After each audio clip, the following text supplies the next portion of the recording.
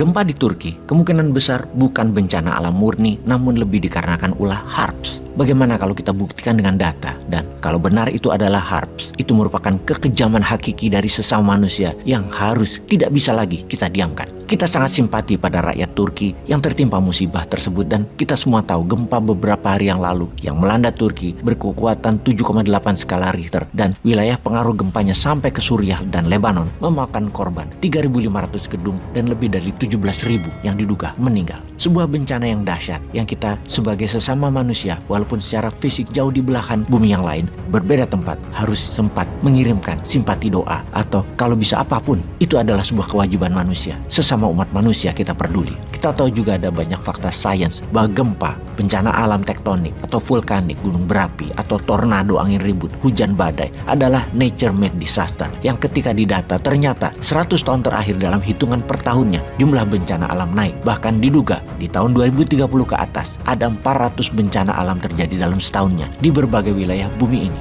Dugaan para ahli lingkungan inilah yang disebut dengan perubahan cuaca karena kerusakan yang dibuat oleh manusia yang dalam jangka panjang berefek berubahnya tatanan cuaca dunia. Digalinya tambang di Kalimantan bisa mengakibatkan longsornya salju di pegunungan Alpen. Siapa yang tahu? Disedotnya minyak di Timur Tengah mengakibatkan kekeringan di Amerika Latin. Manufaktur penghasil karbon di Cina menyebabkan gempa di Indonesia. Semua itu mungkin karena bumi yang disedot dieksplorasi menjadikan benda solid seperti batu bara, nikel yang di perut bumi berubah bentuknya, berubah beratnya, dipindahkan lokasinya, diproses dengan menghasilkan banyak karbon dengan energi panas yang kemudian membuat perputaran bumi ngoplok dan munting karena poros bumi mencari keseimbangan baru. Semua itu mungkin. Sebelum kita melanjutkan, saksikan video ini, yaitu ada hal aneh terjadi di langit Turki tepat sebelum kejadian gempa bumi kemarin. Kita tidak mengatakan ini ada hubungannya, namun kita hanya mencoba mencari koneksinya. Ini masih data mentah. Ekranlarınıza geldi bile. Bu görüntü Bilecik'ten. Güvenlik kamerasının saatine dikkat, 04.08, yani tam da deprem anı. Aynı anda Düzce'nin değişik yerleri ve Zonguldak'ta da benzer görüntüler kayıt altına alındı. Sarsıntıyla beraber bir top ışık hüzmesi belirdi. İşte böyle ve kayboldu. Daha önce başka depremlerde de benzer görüntüler.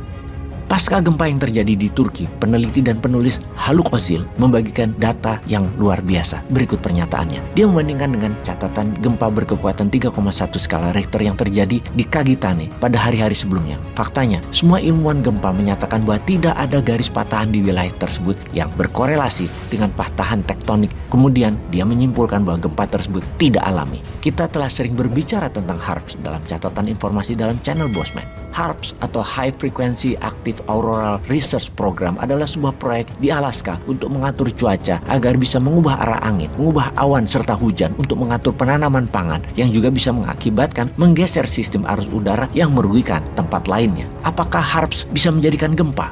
Fakta lain, ada kapal perang Amerika berada di daerah itu. Kemudian gempa aneh terjadi di Kagitane. Kemudian pakar gempa Turki mengomentari ini adalah gempa yang mengejutkan. Siapa yang membuat garis patahan yang mengejutkan itu? Ini berarti frekuensi atau energi kiriman yang mengaktifkan jalur patahan tersebut. Dan ini terjadi. Peristiwa serupa terjadi pada gempa di tahun 1999.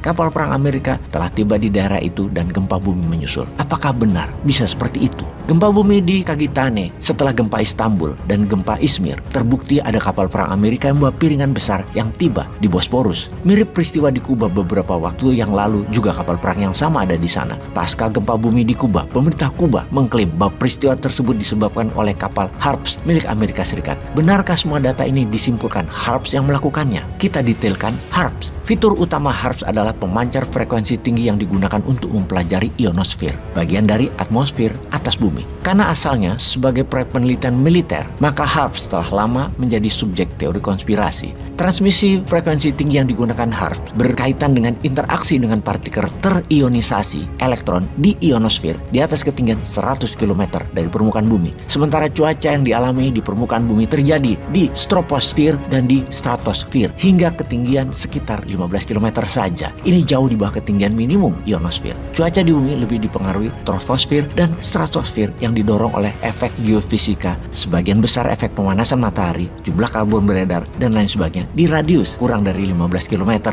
dari muka bumi ke langit. Jadi HARPS di ketinggian 100 km dan alatnya tidak bisa dibawa-bawa dalam kapal induk sekalipun. Jadi pernyataan akan gempa di Turki adalah buatan Amerika, buatan Zionis Israel, buatan HARPS adalah misinformasi, adalah hoax. Namun ada fakta di lapangan yang secara geografi di lokasi gempa yang dikatakan tidak ada patahan ternyata benar. Sekarang ada patahan. Sekarang ada patahan tektonik baru. Ini membuktikan bumi kita ini sedang sakit dan tidak sedang baik-baik saja. Karena ulah manusia kah sehingga alam marah?